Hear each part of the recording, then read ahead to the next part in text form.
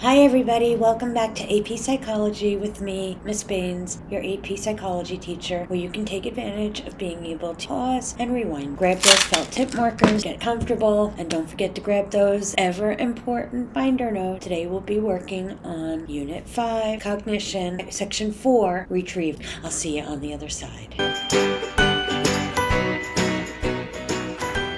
Okay, so as you can see from today's learning targets, everything about today is describing strategies for retrieving memories. Okay, so retrieval is the final step in the process of memory. Okay, retrieval is getting that information back out, right? So getting it so that we can remember it and get it into our conscious thoughts. We're going to talk about how we get them out, okay? We use a process called retrieval cues. I want you to think of this as if you were typing something into a Google bar, okay? Feeling lucky? Like I just did the other day, right? I was looking for all the stuff from Common App because I was writing recommendations, so I needed certain emails from certain kids, and I went to the little search bar and I said Common App, right? And all my emails about Common App came up, okay? So retrieval cues are what you use. It's a specific stimuli in order to bring back or recall previous memories, okay? These are the memories that we hold in our long-term memory, okay? But through a web of associations, right? Through these associations, we then use those associations to retrieve a particular memory. So what I'm going to have you do now is on a blank space on your notes, okay, for today's little activity, somewhere on the white space, I want you to tell me what you think of when I tell you this particular word, okay?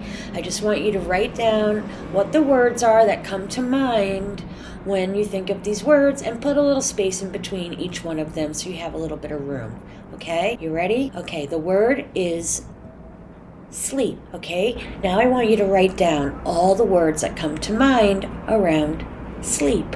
Kind of like you're creating a nice word web of this particular word. Okay, pause me for a minute and write down those words. Okay, now I want you to draw lines to connect these words together in terms of how you thought of them in the order that you thought of them, okay?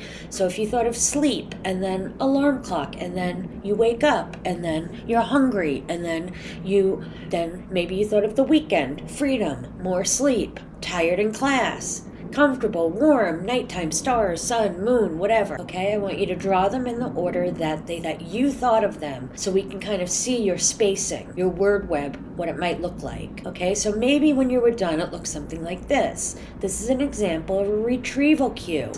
That's how we get things out of our long-term memory. Except sometimes our retrieval cues are more than just words. Sometimes they are sensory cues. Right? Sometimes they're a scent, sometimes they're a taste, sometimes we see them, sometimes we can hear them, right? Audio. Sometimes it's through touch and experience certain feelings and get that feeling by bringing up those old memories again. Okay, so there are 3 different types of retrieval. The first type of retrieval, okay, is recognition. Recognition is being able to pull out or up and identify an item amongst other items.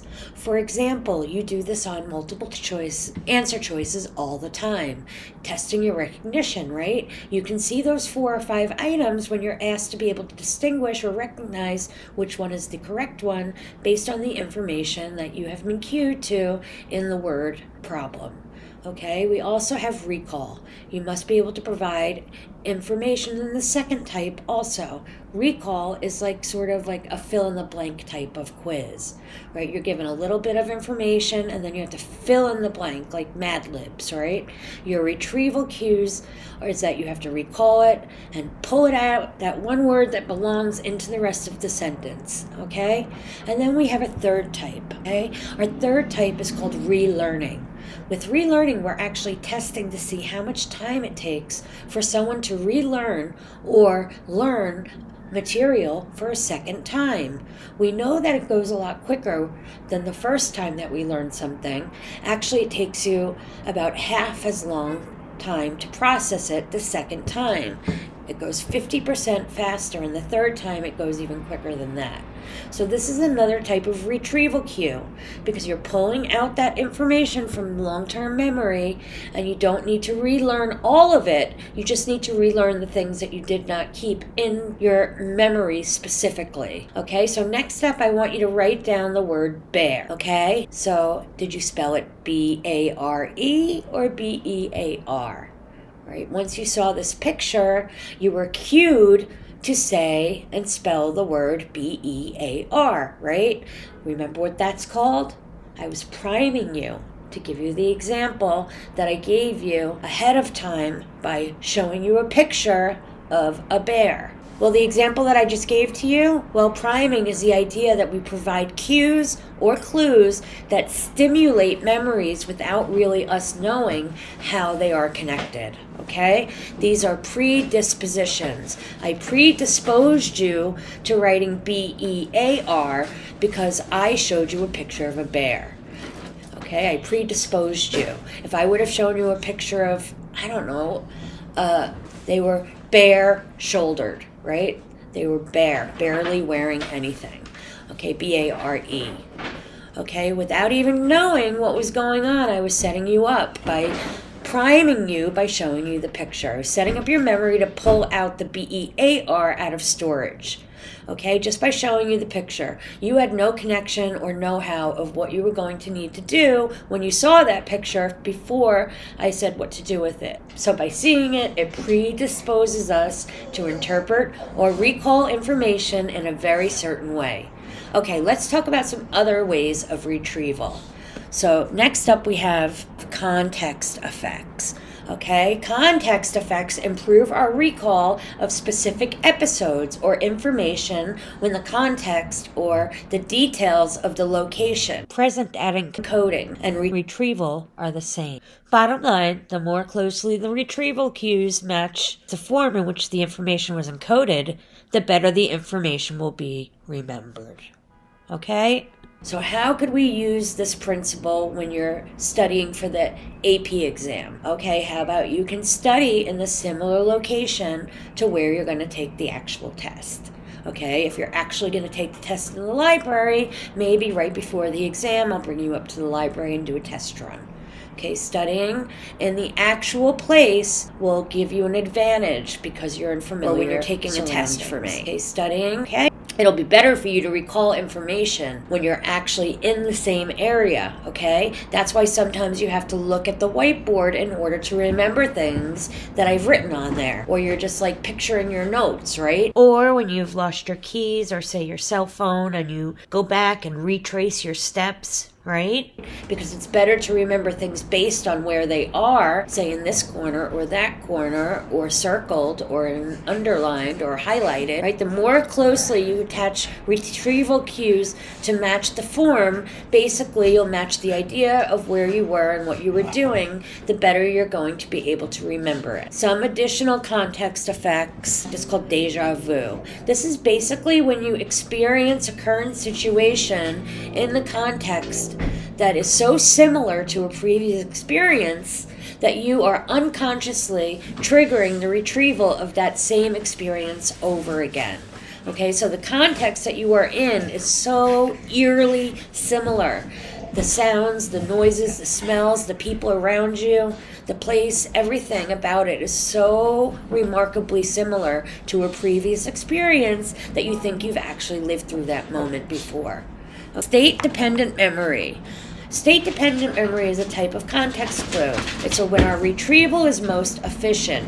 When you're in the same state of consciousness that you were when they were formed, your memory was formed. So states of consciousness, how tired you are, maybe how awake or alert you are, how drunk you are, if you're driving, right? If you were to come to class in the same tired manner, cranky and tired every single day, the day of the test, you would actually do better if you came tired and cranky, okay? So if you were drunk, right, not you, but if a person is drunk and they want to get somebody's phone number, you're going to remember it better when you're drunk again than when you're sober. It's just the way that our brain works. We like those retrieval cues that are similar to each other so that we can have a mood-congruent memory. This is the tendency to recall experiences that are consistent with one's current mood. So if you're happy or in a good mood, you're likely to recall happy or positive events. However, if you're in a bad mood, you're going to bring about sad or negative events. Okay, this is why, number one, we enjoy listening to music that is similar to the mood that we are in. It's also why when things are going really bad, all you can think about is all the other bad stuff. Right? All the other times and things that went bad for you that day. Okay, so if you come to your class angry every single day, maybe the previous class is what pissed you off and made you upset, and you're really frustrated every day because you don't, like your teacher. Okay, you think you're being picked on, right? Your recall is going to be better on a test in my class if you come on the day of test day that you're frustrated and that you're feeling the same way you usually feel every day when you're on your way to my class. Okay, it doesn't really feel good to know that, but it's really how the brain works. Another retrieval cue is what we call TOT, tip of the tongue retrieval. The tip of the tongue phenomenon is our ability or our inability to recall a specific word knowing that it's right there on the tip of our tongue. Okay, it happens with names, familiar objects. It's usually something that we know all too well. Freud called it a slip of the tongue, right? A Freudian slip. Whatever it is that's interfering or interference during a recall. So there's this poor match, or there's not a great match between the retrieval cue and the encoding. This poor match, or whatever it might be. There's a lot of times that this happens with like particular movies, right? It's that one actor who plays that one character so good, right? That movie is right there, and I'm thinking of the name of it, and it's that guy, the guy, no, the other guy, not that guy, the guy with girl, that guy, right? It's right there on the tip of your tongue. You're thinking of it, you can't get it no matter how hard you try, and then like 2 days later, it's like, oh, Robert De Niro, that's who I was talking about, right? Okay, so on the last slide here, a tip of the tongue phenomenon could be something like, who's missing? Can you name all 7 of Snow White's dwarfs? Or once again, like, who's that actor that plays in that one movie, that part? I know his name, I just can't say it. It's right on the tip of my tongue. Okay, I'll see you tomorrow. That's all I've got for you today. Bye now.